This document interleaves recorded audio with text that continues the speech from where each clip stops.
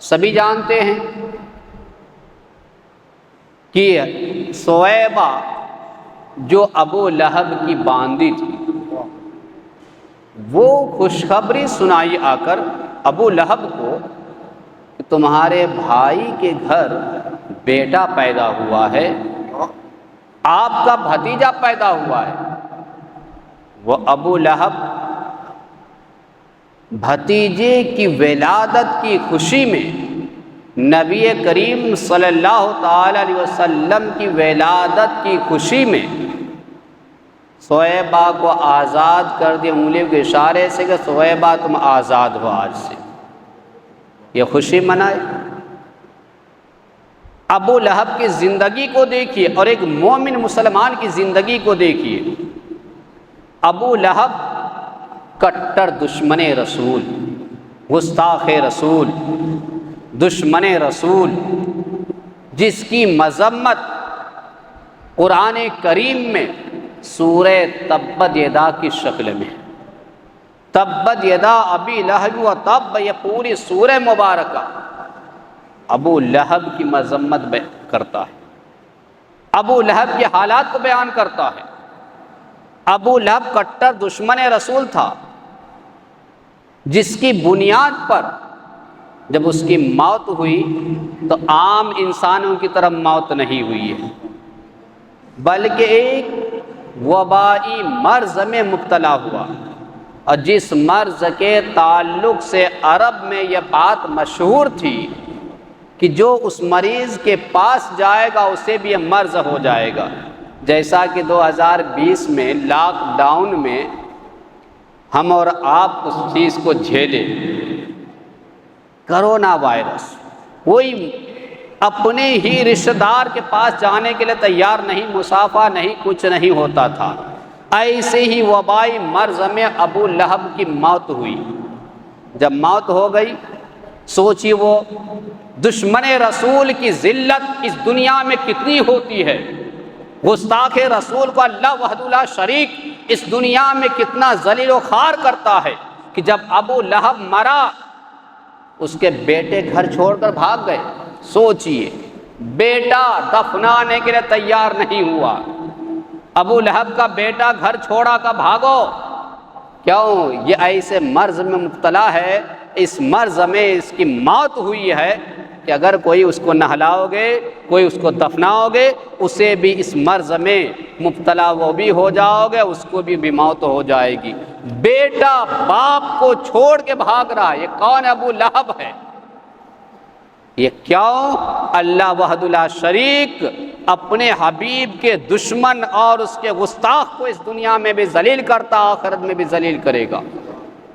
ابو لہب کے بیٹے چھوڑ کر بھاگ گئے، ایک دن گزر گیا، دوسرا دن گزرا، تیسرا دن ابو لہب کے بیٹوں سے مکہ والوں نے کہا تم اپنے باپ کو کسی طریقے سے دفنا دو،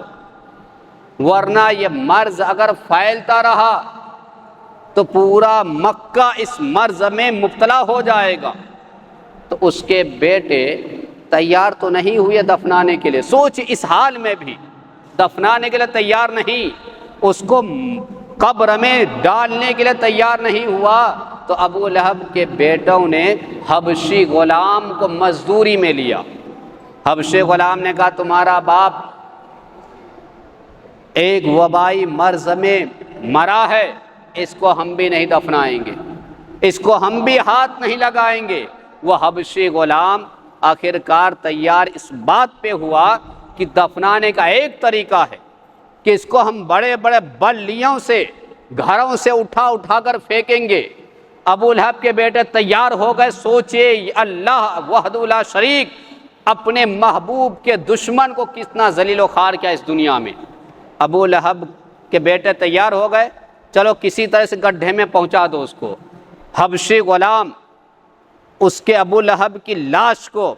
گھروں سے بلیوں سے اٹھا کر پھینکا، جس طرح کتوں کو ہم اور آپ پھینکتے ہیں، گھروں سے نکالتے ہیں، اس طریقے سے پھینکا، لے جا کر ایک گڈھے میں ڈال دیا، اور اس کے بعد دور سے کنکریاں ڈال کر ابو لہب کے جسم کو کسی طرح سے ڈھانپ دیا۔ یہ ذلت، یہ رسوائی اس دنیا میں ابو لہب کو ملی۔ لیکن ایک بات اس نے کیا کی تھی کہ صہیبہ کو نبی کریم صلی اللہ علیہ وسلم کی ولادت کی خوشی میں آزاد کیا تھا کہ جاؤ تم ایک خوشخبری سنائے ہو کہ میرے گھر میں، میرے بھائی کے گھر میں، عبداللہ کے گھر میں بیٹا پیدا ہوا ہے، حضرت آمنہ کے گھر میں بیٹا پیدا ہوا ہے، جاؤ تم آزاد ہو۔ ابو لہب کا جب دفنا دیا گیا اس کنکریوں پتھروں کے اندر، تو ایک دن حضرت عباس خواب میں دیکھے اور پوچھے کہ اے بھائی یہ تو بتاؤ جب سے تمہاری موت ہوئی ہے تم اپنے آپ کو قبر میں کیسا پاتے ہو؟ تمہیں قبر میں اپنے آپ کو کیسا پاتے ہو؟ ابو لہب نے کہا کہ جب سے میں مرا ہوں تب سے طرح طرح کے عذاب میں مبتلا ہوں، لیکن جب دوشنبہ کے دن آتا ہے اس دن میرے شہادت اور بیچ والی انگلی کے درمیان کے گھائی سے پانی جاری ہو جاتا ہے، اس کو میں پی لیتا ہوں تو میرے عذاب میں تخفیف ہو جاتی ہے۔ اور یہ اس سبب سے کہ جب نبی کونین سید الانبیاء فخر موجودات صاحب لولاک کی ولادت ہوئی تھی،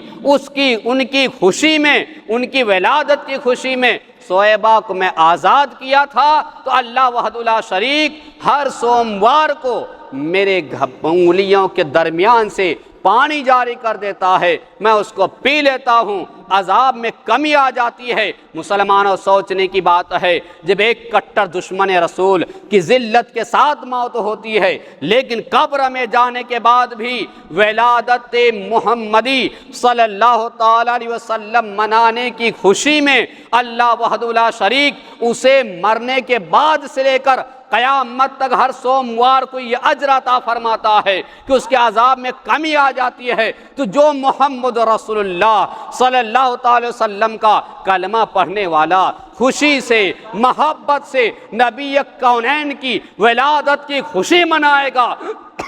اللہ وحدہ لا شریک اسے کتنا اجر و ثواب عطا فرمائے گا، اس کا اندازہ کوئی کر ہی نہیں سکتا ہے۔ تو یہ عظیم محفل وہ کوئی کسی اور محفل نہیں، اس کی عظمت، اس کے عروج، اس کے بلندی کو ہم اور آپ سمجھ نہیں سکتے ہیں کہ اللہ وحدہ لا شریک کی بارگاہ میں کتنا یہ عظیم ہے۔ تو آپ الحمدللہ آپ بڑے خوش نصیب ہیں، اللہ کا شکر احسان ہے کہ پروردگار عالم نے ہمیں اور آپ کو نبی کریم صلی اللہ تعالی وسلم سے سچی محبت کرنے والا، ان کا کلمہ پڑھنے والا بنایا، نبی سے محبت کرنے والا بنایا، اور ان کی ولادت کی محفل کو ہمیں اور آپ کو منانے کی توفیق دی۔ یہ رب کا کرم ہے، اس کا احسان ہے، اس کا شکر ہے۔